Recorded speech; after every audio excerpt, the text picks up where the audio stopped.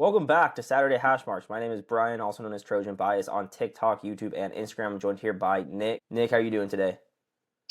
Doing good. Another day, another dollar. There you go. Hey, tomorrow's Thanksgiving, Nick. Tomorrow's Thanksgiving. Packers play Very tomorrow. excited. Packers play in the morning. Gonna set the tone for your whole day.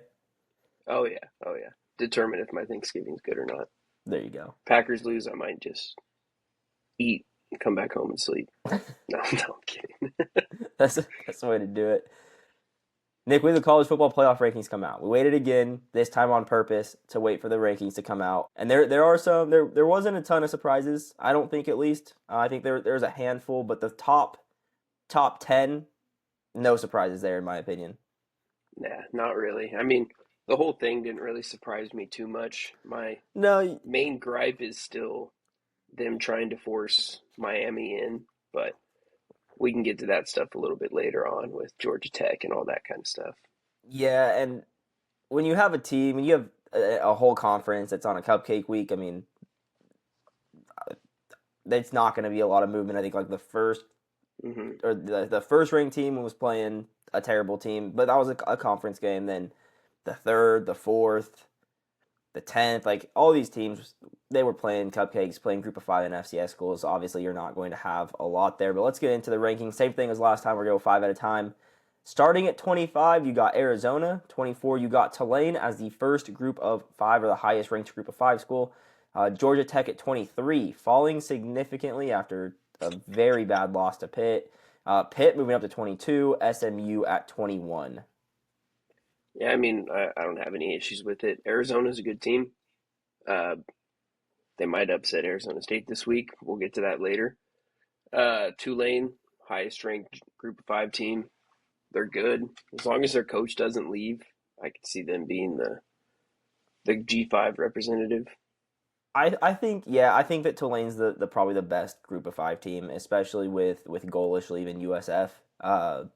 I think that they're going to be the best group of five team.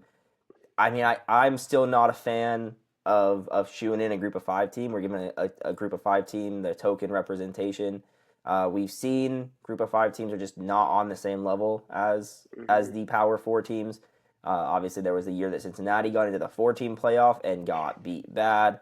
Last year, Boise State didn't do good. Like, to me, you're just taking away a team. You can't argue that a 12th ranked team that would be the first team out is worse than a group of five school. So I'm not a big fan of that. But also, elephant in the room, you screwed Georgia Tech, Nick. Oh yeah, 100%, 100%.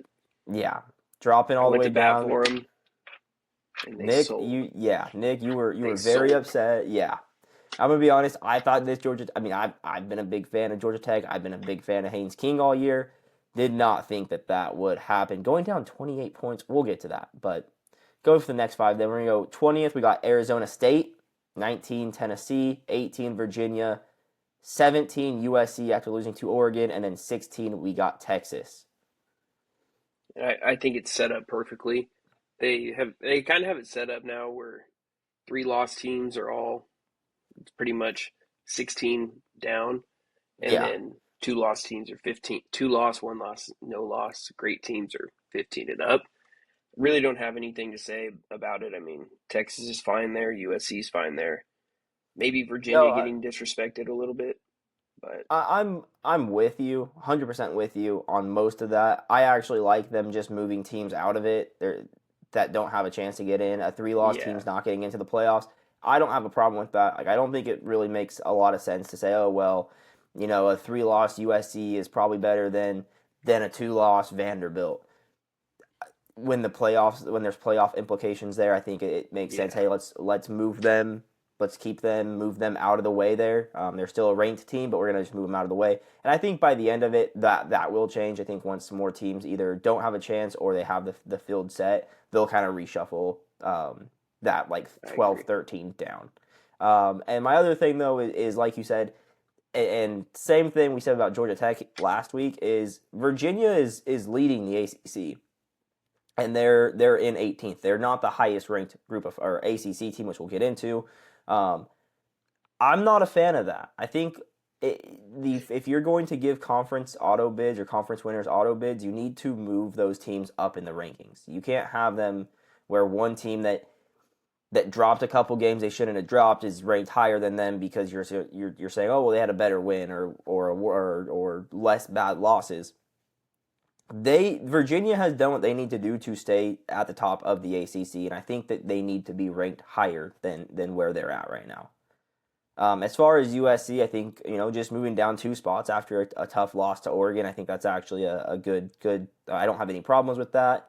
And then I know people will say, we'll get to this in a minute, that well USC beat Michigan head to head, and I'm the biggest head to head guy there is, but I think you use head to head when two teams are comparable, and right now Michigan has the better record, so I don't have any issues with that. But speaking of that, now Michigan at 15, so still somewhat of a chance to get in. I think 15 up, there's still a chance. They're still alive. Then Vanderbilt at 14, Utah at 13, Miami at 12, and then BYU at 11. Yeah, I don't mind that. I mean, I feel like Utah maybe could be 15, and Vanderbilt and Michigan slide up 1 spot. But all in all, I mean, they're all 2 loss teams. They're all competing for their conference championship. They're not necessarily going to be in the conference championship.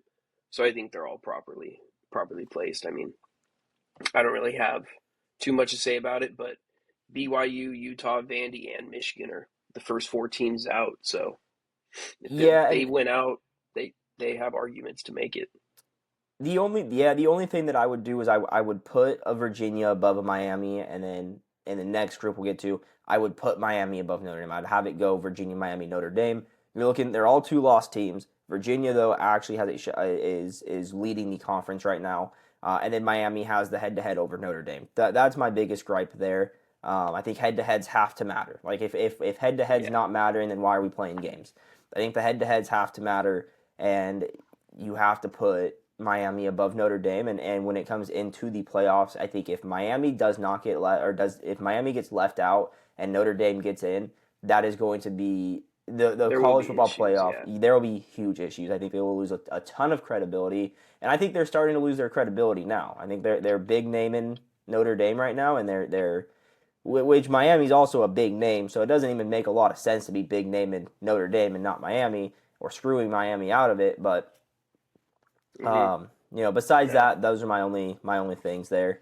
I agree. I have it written down in my notes here. Early head to head doesn't matter, I guess. And the biggest thing that I listened to it when I was watching the show, they said that they're an eye test committee.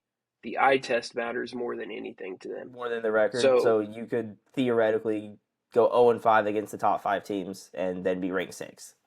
yeah, I mean, if you look good, yeah, if you look good Then while that's playing them, they're all close losses. So they're an eye test committee, which is like what whatever, are we even I doing, guess. dude? Like, I'm not saying we should bring the BCS back, but we've gone the complete opposite route. The BCS was no eye test, obviously. There was a poll involved, but it was mostly computer rankings. And now we're going the complete opposite. Records don't matter, wins don't matter. It's the eye test. That's Yeah, just there needs to be an actual criteria set here. And then speaking of early season results just not mattering, apparently, we got Alabama at 10, Notre Dame at 9. Those 2 teams are the perfect example of early season results not mattering. Oklahoma at 8, which apparently their early season results also don't matter. We'll have that 3 group right there, and then Ole Miss and Oregon. Now, look, I don't think that Alabama should be ranked 10th. Uh, I think they should be ninth. I think Notre Dame should be 10th. I just you have they lost to a terrible Florida State team, and it was the first game of the season. I get that, but that's still part of the season. If we're not going to have a preseason and week 1 is going to be your scheduling another Power 4 opponent, and they beat you, that has to go into account. And I don't think that if Well, I think that's why they're under Notre Dame because Notre Dame, both of Notre Dame's losses are to ranked teams and highly ranked teams, where Bama has a loss to an unranked team. true, I don't know. I just don't think that maybe And you would go their strength of schedule and their strength of record is so good that it's keeping them up. That's why they're above a one-loss BYU. Yeah, I still don't think their schedule's that tough. I still don't think their schedule was I that mean, tough. There were teams that were ranked at the time, like Mizzou. That was a close game, and they but end up. it's strength of record and stuff like that too. Like it's not just strength of schedule, and the computer loves them. Like everything. Like I guess. Bama playing in the SEC alone automatically gives you a top 30 schedule. I guess. I guess. Not a fan of it. But then to round off, and I should say before we do that, Oregon moved up a spot over Ole Miss because they beat USC. I think that that's actually fair. I think that USC is a good, not great team, and Ole The Miss committee was obviously. waiting for Yeah, Oregon, or it just was waiting for them to Oregon's win. first statement win, Yep. and that's what they got. They got their statement win. Ole Miss was on a bye week. I don't hate that at all, actually. I think that's actually good. And I don't hate these next ones. I don't hate who's at 5. It's just Texas Tech. I think Texas No. Tech is looking really good. They have that one loss with their backup quarterback. Besides that, they're looking really good. And then you got Georgia at 4, A&M at 3, Indiana at 2, and Ohio State at 1. I don't hate any of that. Perfectly fine with everything there. Perfectly fine. I think you have. I mean, if you want to get nitpicky and start picking at picking those hairs and find a reason, maybe you put A&M above Indiana. But I don't think that it's Indiana has a big win over the 6th ranked team. Mm-hmm. A&M has a win over the 8th ranked team. So I think if it only it's nothing to lose sleep over, nothing to actually complain about. If you get nitpicky with it, sure. At the end of the day, both of those teams getting buys as long as they take care of business this week. So don't hate that. And then obviously you have Georgia, Texas Tech. Don't hate either of those at 4 and 5. No, yeah, I'm fine with all that. Okay, so I'm we're hoping, fine with it this week. We had some issues last week, and then yeah, those teams proved us wrong. it's still just them trying to force Miami in. That's my issue with it. I do agree with you, but I also think that they should be in over Notre Dame. So Yeah, I'm not going to complain about it too much, but I'm also saying they should be in over Notre Dame. But I do think they are trying to force them in by not making them by making them the highest group or the highest ACC team. But then obviously what we alluded to, USC loses to Oregon. These are some of the games that happened this week. There's only a few good games. There's only 3 games that I think are really worth talking about, and that's USC loses to Oregon 42-27. Now I put a few notes on here. One, all caps, special teams. Special teams, special teams, special teams. USC loses because of special teams. You yep. look at they had that set though that punt return touchdown. There's 7 points for you right there. They have the leaping call, which I disagree with that call wholeheartedly. And Terry McClory, the ref, came out and he also said that was a bad call. If you look, he jumps into the gap. Still, probably not. There was no need to do it. They had missed the field, or the field goal ended up being missed. Got a first down, scored a touchdown. There's 14 points right there, Yeah. difference in the game of a tied game. And then USC had missed a field goal, which I don't want to harp too much on because Sirianni's been phenomenal for us all year. But there we I go. That's love a it. 17 Sirianni, points. Yeah. Dude, I cannot say his name. Sayeri. I Sayeri, there think. we go. Yeah, I can't because the only I time I think like it's Sayeri. really Maybe hear it's it, pronounced different, but yeah, the only that's time how I it looks really like it's hear it spelled. is like over the loudspeaker. Uh, It's probably cannot loud. pronounce Sayeri. There we go, Yeah, Sayeri. Okay. But yeah, there we go. That I mean, he's been good for us. But there's 17-point swing right there. That if special teams just does their job for USC, USC wins that game. yeah. I mean, I have it written down. I mean, I don't have anything with special teams written down because I kind of figured you were going to talk about it. But defense, again, just isn't good enough. I mean, yeah, they got gifted points because of, or the point swing because of special teams, but we're too soft up front. Whether it's in the run game on offense or it's the run game on defense, that front 7, it's just too soft still. And it's better than last year, but we're still not good enough to compete. And Yeah, not having the starting safeties killed us, even though Urlacher got a pick and played pretty well. I still think not having those 2 guys on the back end really hurt us. I agree 100%. My thing on the defense is I think they are soft, or they are a little soft.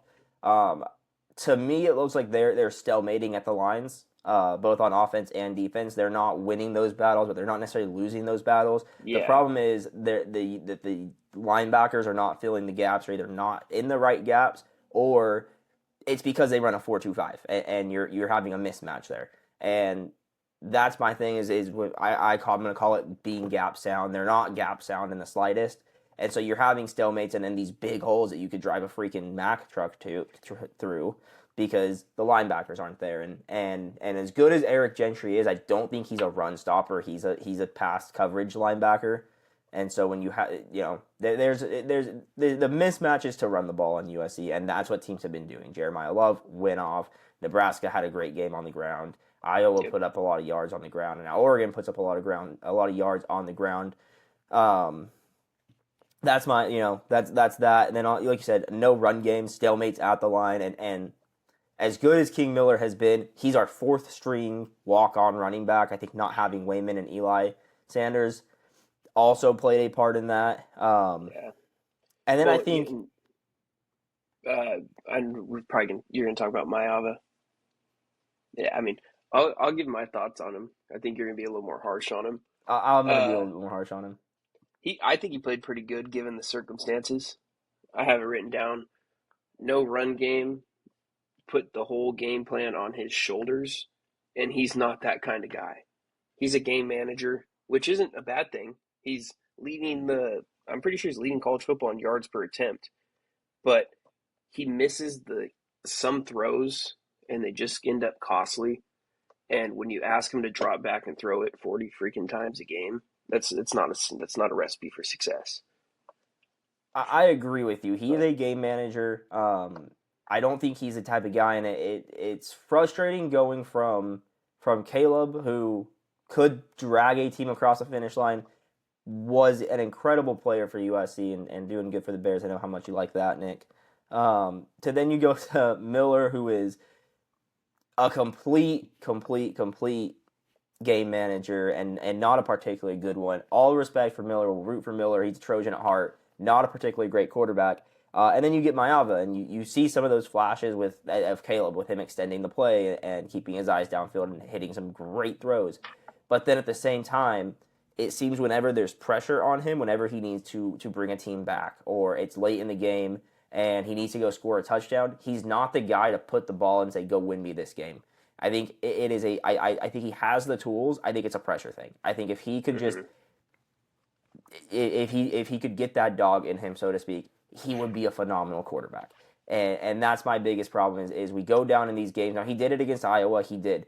So it's seems like it's maybe more on the road. He even did it against Illinois, scoring a touchdown. The defense couldn't get a stop.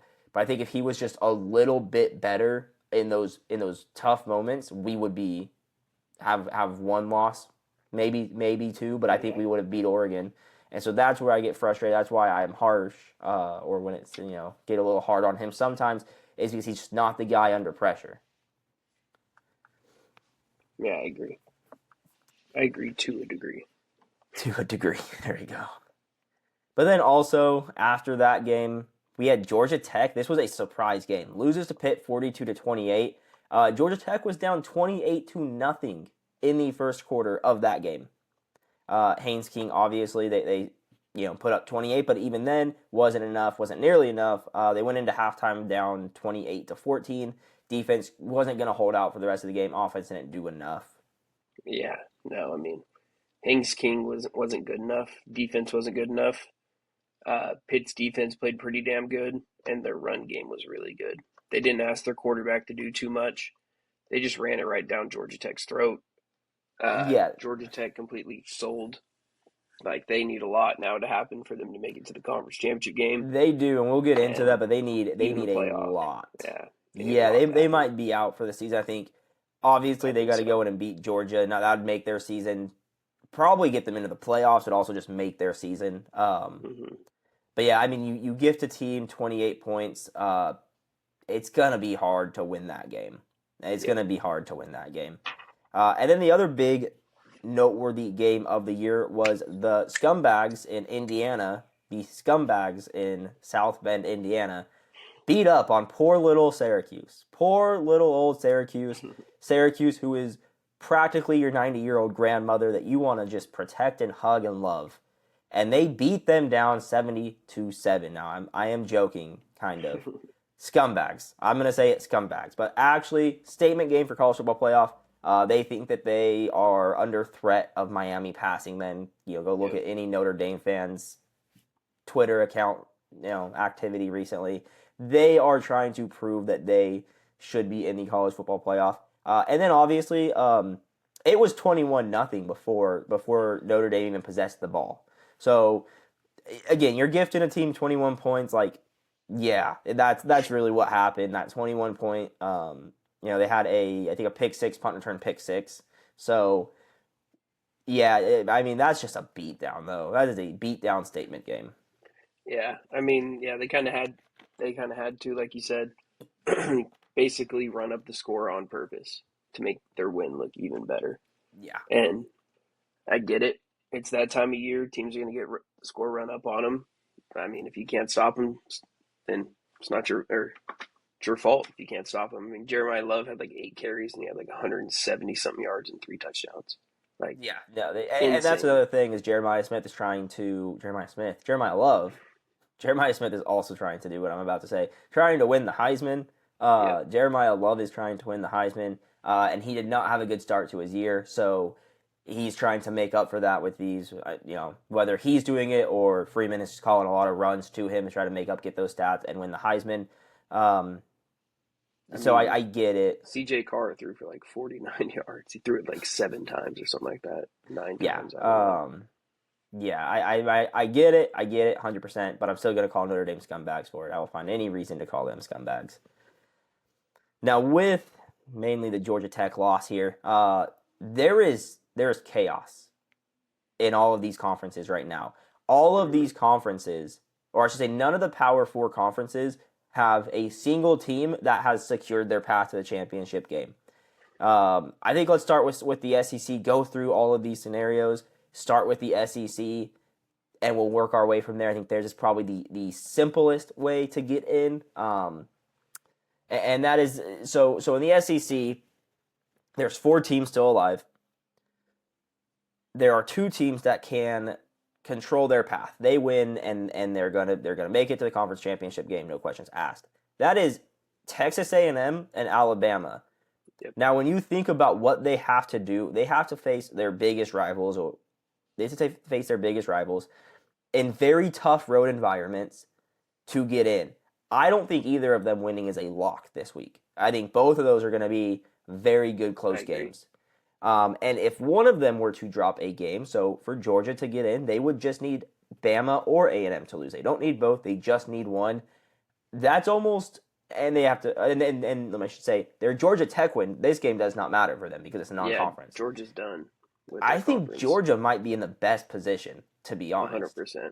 I think they're in the best position of these 3 teams. They just are banking on one of those teams losing. And then if both Bama and A&M were to lose, which is asking a lot, you would have Ole Miss sneak in and they would play Georgia, have a rematch with Georgia. And I don't think anyone would be upset by that. I don't think anyone would be upset by that. That was a great game. So SEC is pretty simple in terms. The Big Ten's a little bit less simple, but still. Who do you have going from the SEC? From the SEC, I got Bama, Georgia. I got A&M in Georgia. We'll get into that when we get into the picks. I'll explain my reasoning there. But I got A&M and Bama, A&M and Georgia. Okay. Now I would love A&M and Ole Miss. That would be probably the best game in my opinion. I don't think that can happen. Oh, you're right. It can't. Yeah. What am I talking about? Second, that would be my second I'm rooting for then is just the chaos scenario where Ole Miss gets to rematch against Georgia. Yeah. Now into the Big Ten, a little bit closer to home for us. Same situation. There are 4 teams that are still alive. There are 2 teams that control their path, and that being Ohio State and Indiana. They win and they're in. Ohio State obviously plays Michigan, and Indiana plays Purdue. So Indiana should beat Should Purdue. win. Yeah, Yeah, I that should think be a they're pretty kind of good one. a shoe-in at this point. But the game is always close. Just let me Hmm. clarify. Ohio State, Michigan, always very close. It is in Michigan this year. And I don't think Michigan's looked particularly bad. So that's actually a tough game for Ohio State, having to win that game now. It I always think is. on paper, yeah. I think on paper, Ohio State, again, sneak peek to picks here, is the better of the two teams. They should win. If they were to lose, you would have Oregon that gets in. It'd be Oregon If Oregon wins. if Oregon wins. Yeah, I should say if Oregon wins, because we'll get into what happens now if they don't. But if Oregon wins, they beat Washington, which that's a rivalry game. I think Oregon's a lot better, but that's still a tough rivalry game. So if Oregon were to win, too. yeah, it's in Washington. So you need, if Oregon were to win, Ohio State loses, Oregon would would go up against Indiana in the conference championship game. And then the absolute most fun thing that could happen here. If Michigan gets a win over Ohio State, and Indiana loses to Purdue, and Oregon loses to UW, we get Ohio State, Michigan in Indianapolis in the conference championship game. I think for chaos purposes, that's what I want to happen. I think that would be just amazing to see play out. Yeah, I mean, I think it's going to go chalk with how the teams are now. But I think the most likely that I think is going to happen is I think we'll get Oregon versus Indiana rematch. You think Like, Oregon versus Indiana? yeah, it's if Oregon wins and Ohio State loses. I think that's the most likely one to happen. Okay. That's a little sneak peek. If people are putting the But pieces together when we get to the Ohio State but Michigan game, a little sneak peek to your pick. I think that's the most likely. But my pick is Ohio State Indiana for the game. I just think the most likely outcome. But I'm going with chalk. All right. So yeah. So I mean, We the games are going to be good this weekend. they're going to be incredibly good this weekend. And then in the Big 12, it's a little bit more complicated, but not as complicated as the last conference we're going to talk about. And that being, so Texas Tech just needs a win. Texas Tech, they get a win over West Virginia, or they lose and Arizona State loses, they're in. That's the most simple thing to happen. BYU, who is sitting second right now, if BYU beats UCF, they're in, no questions asked. Or they can lose and Arizona State loses and they're in. Or they can lose, Arizona State can win, and then UCF and Texas Tech can lose and they can get in. So there's a few different pathways for BYU to get in. But I don't think, really they go and win, then they're in, and that's the most likely. Yeah. ASU, then, meanwhile, if they beat Arizona, there's a few pathways for them as well. So they beat Arizona. Utah and Texas Tech both lose, they're in. If they beat Arizona, Texas Tech wins, but BYU loses, they're in. And then if Arizona beats ASU, Utah wins, Texas Tech loses, and BYU loses, they're in. And I'm not even sure who they're playing at this point. That's how convoluted we're getting on these last ones. And then Utah is the other team still alive. So again, there are 4 teams still alive in the Big 12 as well. Utah plays on the road at Kansas. Arizona's on the road at ASU. Tech's on the road at Virginia. And then UCF is at BYU. Okay, so I see some very clear favorites there. Couple close games too, but Utah can clinch if Kansas wins, Arizona State wins, Utah can clinch if they beat Kansas, Arizona State beats Arizona, Texas Tech loses, and BYU wins. So again, very convoluted, not even sure who they're playing. But those are the teams that are technically all still alive. Yeah, I mean, I think Tech wins, and I also think BYU wins. I think they both have favorable matchups, so I think it's just them two kind of a shoe, and I think it's the easiest one. Yeah, I get it. It gets complicated if one of them loses, but I think they both win. I agree. And then in the ACC, we have complete chaos. There are 64 4 different scenarios, 6 teams still alive. It gets crazy. It gets crazy. So 6 teams still alive, but those top 2 teams are Virginia and SMU. If Virginia or SMU win, they're in regardless. It does not matter what And happens after that. the crazy thing is Virginia has a pretty favorable. I mean, it's rivalry week, but Virginia Tech isn't very good this year, No. and Virginia's at home, and then SMU does have to travel to play Cal, but Cal hasn't looked all that great either. So I mean, Yeah, and they have a good path, they do. but Now, Virginia there could be some chaos. has not won against Virginia Tech, or they won like twice for the last like 10 years. So it historically is a tricky game, but Virginia looks a lot better than Virginia Tech does. SMU could also actually get in as well with Just a win, right? they could get in with a win. They could also get in with a loss, and they would need to also have Duke, North Carolina State, and Virginia Tech all lose. And then Pitt is the third place team right now. Pitt would need to win. They would need SMU or Virginia to lose. Yeah, so they only need one of those 2 teams to lose, and Pitt and to win, and they would be in. Miami is still alive, Nick. I know how much that fires you up. Miami just needs to win and needs a Virginia and a Duke loss. So that's actually not that crazy. That could theoretically happen. Yeah, they're actually kind of sitting in a good spot right now. Georgia Tech does not matter what Georgia Tech does. They're playing Georgia out of conference this week. They need SMU, Virginia, and Duke or Pitt to lose. So they need SMU to lose, they need Virginia to lose, and then they need either Duke or Pitt to lose. Duke also still alive, and Duke I think is we all really counted out. If Duke wins, they need Miami to beat Pitt. They need Virginia and either SMU or North Carolina State to lose. Now, I don't think it's crazy to say if Duke wins, like if we're looking for just max chaos here, if Duke wins, they're not in the playoff. There's no ACC team in the playoff. Maybe Miami sneaks in, but there's no auto bid. You get 2 Group of 5 schools in that case. Insane.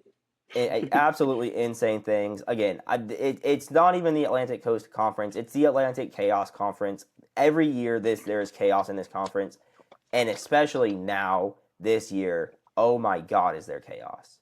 Now, I personally think that my pick to make it, I think Virginia and SMU just win, just make it easy. Same. I would love to see Georgia Tech in there because I like Haynes King as a quarterback. And then for chaos, I'd love to see like Duke in there. As long as Miami's not in there, I'm fine. I'm with you. I'm with you because I may have promised if Miami made the college or won the ACC, I'd get Craig Olson's verse from the 7th Floor Crew song tattooed on my thigh. So Miami, please don't pull this off. Now with all that, so it is rivalry week. Before we get into some of those, there's more Lane Kiffin drama since the last time we talked about it. And that is that he had a meeting with the AD, and then the AD released a statement saying Lane Kiffin will announce his decision after the Egg Bowl. I think there's 2 ways to read that. I think the first way to read that is that Kiffin just likes to do things in the offseason or at least after the regular season. He doesn't want to have a coaching change midseason or announce that he's staying. He doesn't want the drama. Now, we all know Lane Kiffin likes drama, but he doesn't want to. Maybe he wants to keep the drama going, but doesn't like to announce stuff during the regular season. The other way to read that is that he's gone. He has already signed somewhere. Well, you could also read it as the AD coming out and saying he's going to make the announcement after the Egg Bowl. Like, what if they've already agreed in principle to a new deal? True. It's just weird that they would wait to announce it if they had a deal in principle. If Lane was like, yeah, that's fine, I don't care. Like, that's why I think Lane wants to wait until after the season to announce it. But that's so Lane, though, just stirring the pot. Oh, 100%. Just wait. 100%. Just keep waiting. Yeah. Just keep waiting. Now that I could see that happening. I think Lane really enjoys the drama. Lane loves to be in the drama. So that I could absolutely see. But we had some other big coach hires. So those jobs are starting to close up, but notably LSU and Florida haven't. So again, drama just for the making with the Egg Bowl. I mean, could you imagine Lane Kiffin goes into the Egg Bowl and loses and then leaves? Like or Ole Miss, dude, that would just suck if you're Ole Miss. Oh yeah, they would be. I don't know how they would recover. I don't think they would. I think they would They lose would. 10 games All for the their next players 10 would years. lose, All or their all their players players would would leave. leave. All of their players would leave. They probably would not get a top coach. Like, and like Alex Golish is probably the hottest Group of Five coach, or maybe the coach from Tulane. Now Summerall. I could see him getting Summerall from Tulane, obviously, uh, same region, but Yeah. uh, Golis just signed, so I don't think that they'll. I mean, they won't get him, so it's like I don't even know who they would hire as their coach. Like, it would be a nightmare if that were to happen. Yeah. I still think he stays, but the longer this drags out, I think LSU is the destination. I'm saying he stays, and I don't think we could put this past Lane Kiffin. He's playing mind games. He's making LSU wait for him. I don't think he's told LSU he's staying. I think he has decided that he's staying. It's tinfoil hat time. He has decided he's staying. Hasn't told LSU, so LSU hasn't been able to look for another coach like a Golish, and they're not being able to recruit Hmm. right now. So I think that Lane Kiffin is playing 5D chess here. But all of that aside, all of the conference championship scenarios aside, all of the Lane Kiffin drama aside, even without all that, this would be a great week because it is rivalry week. And rivalry week is my favorite week of the year. Now it's my least favorite because it's the end of the season and I love college football and I don't want to see it leave. But oh my God, do we get great games all day long. So I Hell thought, yeah. Nick, it would be fun to rank some of our favorite rivalries. I was only going to do 5, but then I was like, well, I can't leave this rivalry off, and we'll do 7. That's a weird number. Maybe 8. I got up to 10, and it was a hard decision. It was a hard 10 to come So up with. it was a hard 10 for me to come up with, so I added some honorable mentions So I just have of some, I my just didn't own. write them down. But yeah, I've got 10. I've got like, see, there was a different kind of basis for me. Like I went off a few of them were like pure hatred for each other. Uh, how long they've been playing. Like I don't have anyone on Yeah. my list that's played less than 89 times. So like there was a few on there that have played like 45 times or 60 times and I completely ignored that because Okay. it's See, not enough history. I went based almost solely off hate. Like I don't even think I wrote down any of the stats for them. I did look at the stats, but I didn't write down any of the stats because I'm going purely off of And hate. and I mean I think the longer you play there's just that hatred More that's hate. already Oh, built up absolutely. there. Yeah. But Yeah. I Oh, mean I'm sure absolutely. we're going to have a lot of the same.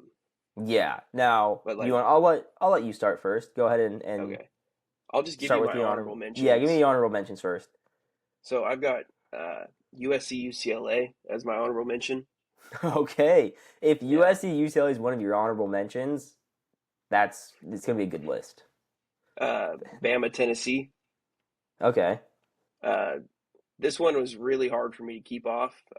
Florida Georgia. They've played like Okay. 100 and almost 110 times or something like that, or 103 times. Uh, Stanford Cal, the game. It hasn't meant as much the last few years because both teams haven't been great, but one of the best, probably one of the most memorable college football moments of all time. Oh, the band And is on the then, field. yeah. And That is then my absolutely last one of one, my favorite oh, like videos to 100%. watch, dude. The band is on the field. Best call. And then my last honorable mention, backyard brawl, Pitt, West Virginia. They just hate each other. They're like two They hours apart. They just hate they each other. they do. And my favorite part, I was literally telling somebody at work today uh, about all the rivalry weeks, and I was like, Pitt and I had to explain now. Pitt and West Virginia, they're not playing each other this week, but they hate each other. Best part about that is that they greet each other. Well, West Virginia greets Pitt people by saying "Eat shit, Pitt." Eat shit, Pitt. Yeah, that's my yeah. I think that's a good honorable mention right there. Yeah, but you want me to rattle off my Yeah, 10 through rattle them 5 or off. what? Okay. Yeah, go 10 through 5. We'll go 10 through 5. I'll go my honorable mentions and my 10 through 5. Okay. So 10th, I have this. I think this might be the oldest rivalry in college football. Harvard versus Yale. Okay, yeah, Those yeah, yeah. those two teams. I mean, it's always there's not as much hatred. I feel like, but 145 times they've played. They've been playing since the 1800s. Yeah. Okay. There's a there's just built-in hatred, and there's a Yale just beat them. They didn't play this weekend. They played last weekend, but Yeah. Yale beat them. Harvard was undefeated. Yale had one loss.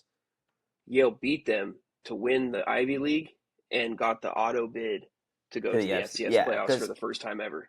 yeah, so Ivy League is a good point. Ivy League traditionally ends their season. They only care about the Ivy League because they say that the athletes need to focus on their homework instead of conference play But or, yeah, and or then playoffs. And this year they're allowing them now to go to the playoffs. Um, and yeah, I think the Ivy League is one of the most fun leagues to watch, one of our most fun conferences to watch. Just a couple kids from Bakersfield have played in the Ivy League. Santi's kid is a wide receiver. He's yeah, the say isn't second leading Santi receiver on the team. on He's which having a where's good he at? year. Yale. Oh, okay, Yeah, he's having a good year. Uh, and then ninth, uh, Montana versus Montana State. that's a good rivalry. That is a The Brawl great of the rivalry. Wild. I mean, I've been there for two of the meetings, and like that hatred is real. Like this, the state is divided, and I if you're a yeah, Cats fan, you hate the Grizz. If you're a Grizz fan, you hate the Cats, and I it's recently saw or was talking to somebody who said they were from Montana. They were a Grizz fan. I asked him how that rivalry was, and he told me like that he was one time just walking down the street wearing a Grizz shirt, and some like it was like a downtown, like they were, I don't know how many bars are in downtowns in Montana. It's got to be like three. But they were like walking, and you'd some be Cats surprised. fan yelled out, "Go Cats!" It is Montana. It's a good point. It's like Wisconsin's, slightly less drunk brother. Yep. Anyways, girl just threw a drink at him from like a truck, which means she was drinking in the back of the truck. Also, very very Montana there. But yeah, she did that. Yo, go Cats! And he was telling me how much he hates Cats fans. Yeah. Insane. Yeah. They've played 123 times, so they've been playing since like 1902. And then number eight, uh, these guys have also been playing since the 1800s. Minnesota versus Wisconsin. Those guys hate each other too. There's a Yeah. lot of hatred. Both teams haven't been that great lately, but there's still some hatred between the state of Minnesota and Wisconsin. Uh, Number seven, I've got the Egg Bowl, Mississippi State versus Ole Miss. They Mm-hmm. played 121 times, and there's been a whole lot of memorable moments in that one. Uh, that one is kind of like the Montana State. The state's kind of divided, Yeah. and if you root for the other team, you just you hate the Despise. other team. Yeah. And then six, I've got Bama LSU. They've Okay. played 90 times. They've played for a freaking national championship once. They Those guys hate each other, and Nick At one Saban's thousand coached at percent. both those teams and kind of built up the rivalry even One more one than it was one before he thousand got percent. there. And then that's it. Then you can go to yours. I'll say five Oh, through one. all right. So I definitely threw on like five honorable mentions. Mainly that these are six honorable mentions actually. Mainly these honorable mentions, I'm not gonna get too into them, are just because they aren't either they're not like the team has like one or even two bigger rivalries than this one, or because they just aren't meaningful in like 90% of to 90% of college football fans. So we got the world's largest outdoor cocktail party, which is Florida, Georgia. Obviously those two schools hate each other. The Florida and Georgia, they're very close, and the border is there is They a do border. border Oh each my other. goodness, Yeah. the state's border. There we go.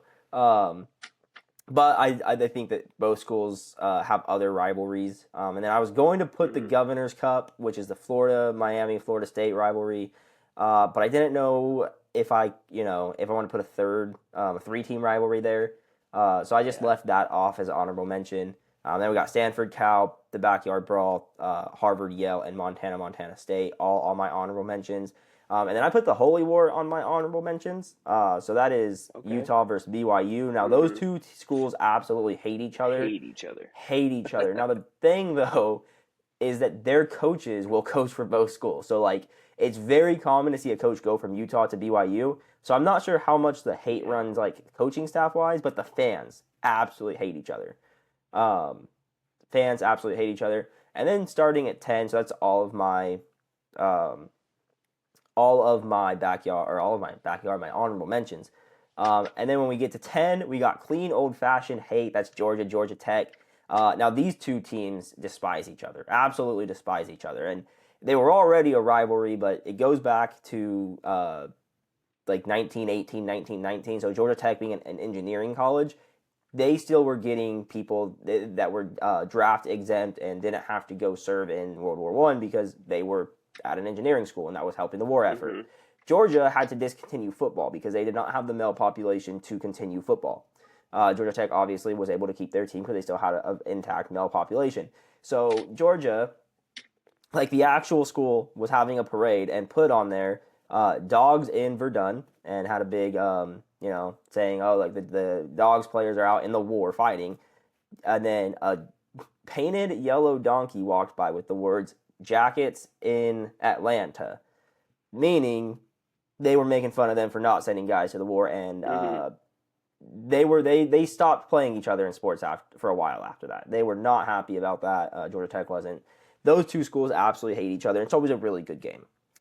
At 9, Egg Bowl, and everything Nick said, that the state's divided. You're either a Mississippi State fan or you are a Ole Miss fan, and obviously there goes into it also the aspect of the upper class versus the lower class, or the white collar versus the blue collar. Historically, universities, any of these university of schools were like super high, high class places. Yeah. People going there to get white collar degrees. And then the Morrell Land Grant, we're getting like really into history here. The Morrell Land Grant Act pretty much was the federal government giving state lands to states for colleges purposes. And a lot of schools made agriculture and mechanical colleges, which is where a lot of these state schools come from. More hands-on training, more blue-collar work. So there's always been that class divide with Ole Miss. So it's not even just necessarily a where you're at, but the class divide is there. Ole Miss looking down at Mississippi State because they are inferior. They are blue-collar. They are less rich. Great dynamics between that. At 8, I got the third Saturday in October, which is Alabama and Tennessee. Obviously, lately that has not been a huge rivalry in terms of parity. Alabama kind of ran that for a while. But we all saw when Tennessee beat Alabama in Neyland and then carried the goalpost all the way across town and threw it in a river. I think if you watch the videos that were made, you can tell how much that rivalry means, how much Tennessee... Yeah. And historically, Tennessee's been a good SEC program. They just had like 10 down years-ish. How much that rivalry means. Those two schools absolutely hate each other. At 7, we got the Deep South's oldest rivalry. You can see I like the names here. The Deep South's oldest rivalry, which is Georgia-Auburn. Georgia and Auburn, obviously, now this is each school's secondary rivalry. But they absolutely hate each other as well. That game, so Auburn is actually closer to the University of Georgia, I believe, than they are to Alabama, just obviously in a different state. And then obviously it's been played for freaking ever. It's, again, the Deep South's oldest rivalry. They hate each other. I've heard that it is more of an old head, like the older generation Auburn fans hate Georgia more than Alabama, and newer fans hate Alabama, or younger fans hate Alabama. But I still think it's a very good rivalry game. We saw this year that it was like a very close game. Yeah. And then we got the Lone Star Showdown at 6, which is A&M and Texas. And those two schools hate each other as well, just absolutely hate each other. They despise each other. When A&M left the Big 12 to go to the SEC, they wouldn't even agree to, they couldn't even agree on having a game every year, so it hasn't been played until last year was the first year back. And that's how much these two schools hated each other. The ADs refused to talk to each other, said, we just won't play each other if I don't have to talk to you. And then, everything about those schools are in reference to each other. So A&M, they say, saw them off in their fight song, saw off the horns in their fight song. In their fight song, they play in literally every game is a reference to hating Texas. That's how much they hate them. Also, you have the same blue collar, white collar Yeah. class divide. But also, interestingly enough, A&M was built first and opened its doors first. University of Texas had just been in the works, that had been delayed, and then A&M actually after they had like got built pretty quickly and opened pretty quickly, opened first. So there's that. But I mean, those are my top, or my 10 through 6, and those all of those schools hate each other. Oh yeah. So I got at 5 Notre Dame and USC. Uh, Obviously, I think it's USC's biggest rival and Notre Dame's biggest rival at this point. Uh, it's funny because they're so far apart, but the meaningful battles they've played 93 times. The Bush push is probably the most memorable moment in the whole thing, and it's probably one of the most memorable moments in college football. Number 4, Auburn, Bama. There's the Iron Bowl. There's always some voodoo shit that goes on every single time they play, and most of the time it's when it's in Auburn, the kick six, the 4th and 27 or whatever it was, and Oh, just the the fourth crazy and stuff that Milrow. happened. Yeah, I think it was whatever it was. It's just insane stuff happens. There's some bad juju that goes on there. One They've only thousand played percent. 89 times. It's the lowest that I have out of my list, but it's electric every time. Number 3, I've got the Red River. I've got OU Texas. Played 121 times. I love how they split the stadium every single year. They played a neutral site, and talk about like these last 3. They've all been just pure hatred Oh of the other yeah. fan base. And number 2, Army Navy. 125 matchups. It's literally a battle of the Army versus the Navy. Yeah. Uh, they in the end they all are brothers because we're America, but they do not fuck with each other, and I Not love at it. all. Yeah.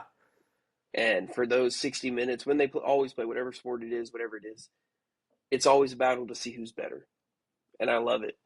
Mm-hmm. Uh, and then number 1, obviously, uh, Michigan, Ohio State. 120 meetings. Almost every single time they play, there's huge implications. Big Ten championship, college football playoff, championship, whatever it is. There's always huge implications whenever they meet up. That's my 5 through 1. All right, so I'll go 5 through 1. I'm going to start off with USC UCLA.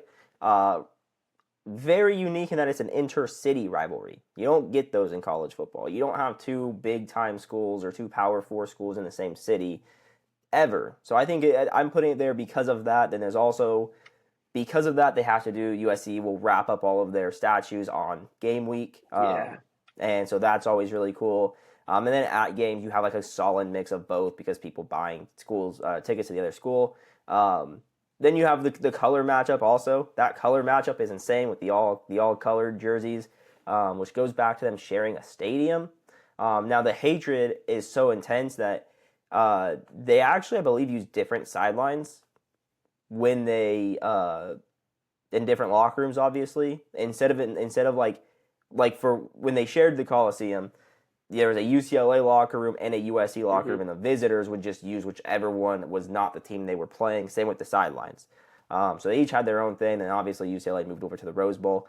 And then Pete Carroll brought back that color jersey. That's the best looking rivalry in college football because of it. So I put it at 5. And then at 4, Red River. Like everything you said, I love the stadium split. I love the neutral site. How much the schools hate each other. Texas and Oklahoma already just don't like each other, the states themselves, because they're so close and similar and are rivals. And then you embody that with the schools in football. At 3, the Iron Bowl, and again everything you just said.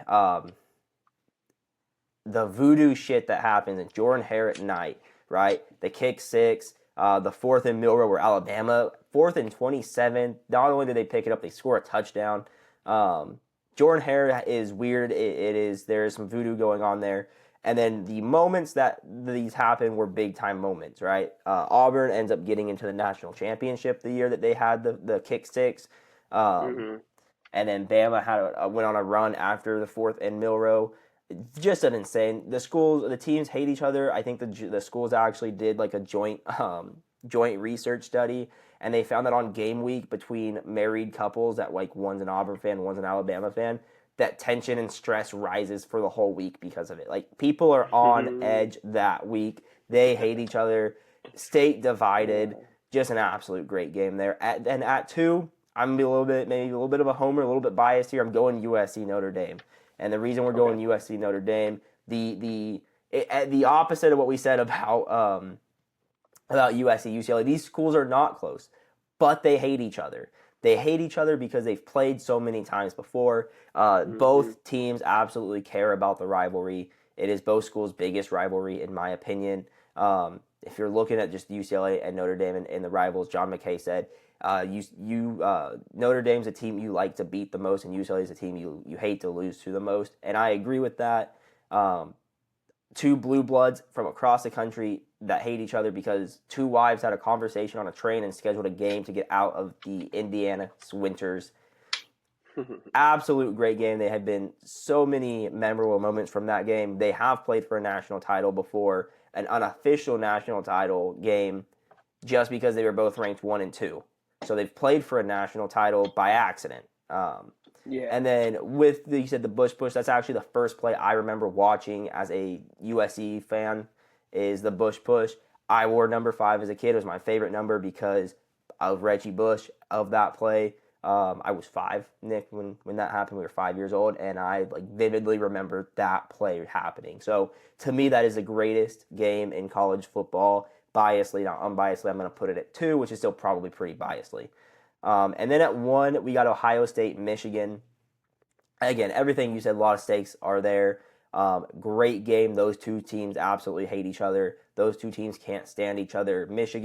Ohio State crosses out the ends of stuff on game day or game week. Absolutely insane rivalry. And then lately, those games have meant, not only have they meant a ton, but we've got some great games. Michigan winning last year, and Michigan fans trolling Ohio State fans by saying they have an asterisk on the national championship. Fire Ryan Day talk after Ohio State won the national championship because he couldn't beat Michigan. The states have fought a war against each other, and this is the embodiment of that war. This is the best game. Nick, I didn't want to put him on honorable mentions because it would have thrown off the surprise factor. You're wondering, why didn't I put Navy Army on here? And that is because I don't like to include Navy Army in this because I think that it is in its own category. It should be a tier of its own. It shouldn't be judged. It's unfair because the Ohio State and Michigan game means so much. And on a national stage, Army Navy doesn't mean anything besides bragging rights. They're not ever going to be competing for national championships, anything like that. So I didn't put that on there. But again, everything you said about it, they are brothers in arms at the end of the day. They will go to war and fight for each other. Quite literally, that is what they do. They go to war and fight for each other. But when they are playing, they hate each other. Their mottos are beat the other one, go Army beat Navy or go Navy beat Army. And then just the incredible look when you have the cadets all in their uniforms, the fan cadets all in their uniforms. That cadet gray uniform for Army looks incredibly good. And they always play on snowy days, too. They always play in football weather, and you get that. Yeah. That is the best. That is my favorite. Just to watch and enjoy 60 minutes of football, that might be the best one.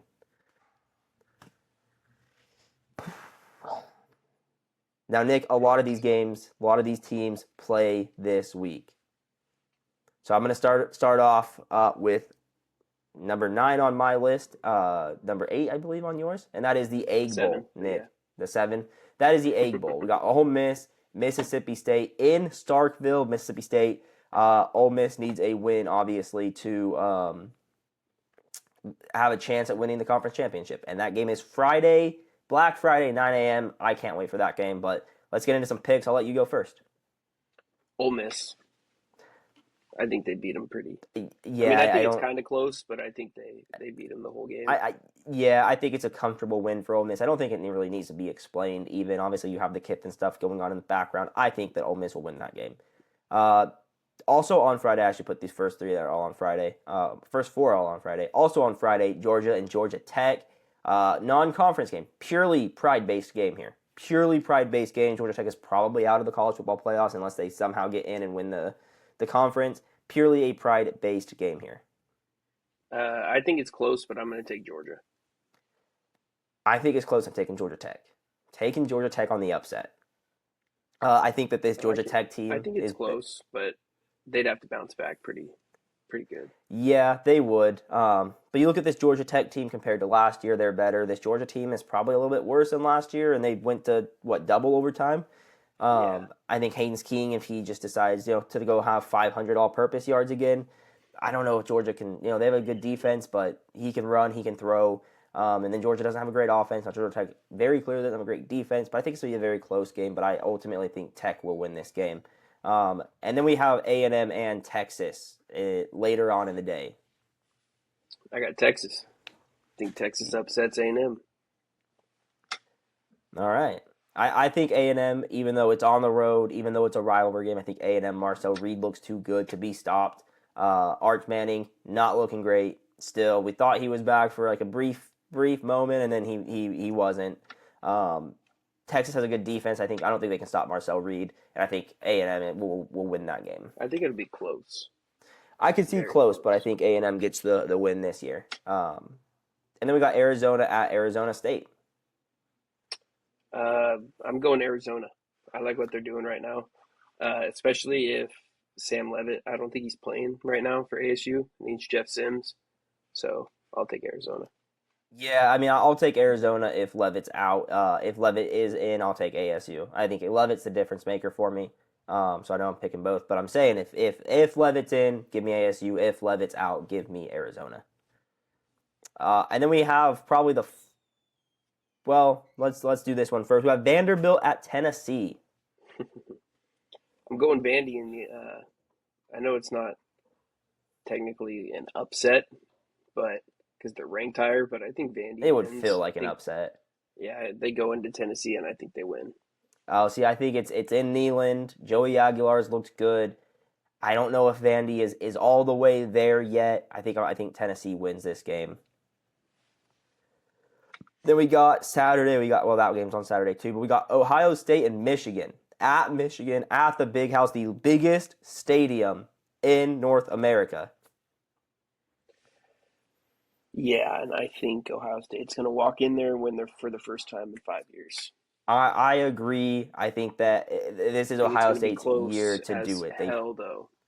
I think it'll be a very close game. I think if Justice Haynes was in for Michigan, I'd take Michigan. Unfortunately, he is not. So I'm going with Ohio State. This is the year they finally get it done. They finally go in on the road, beat Michigan. They pay back. They get some payback for Michigan beating them at home last year.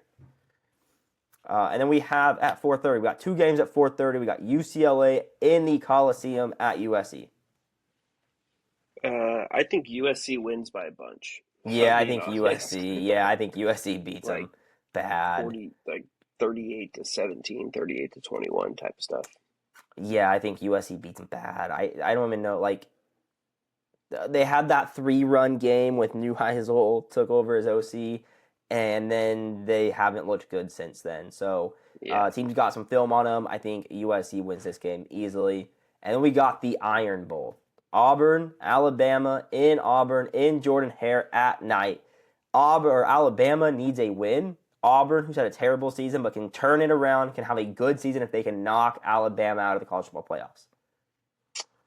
And for that reason, I'm going Bama.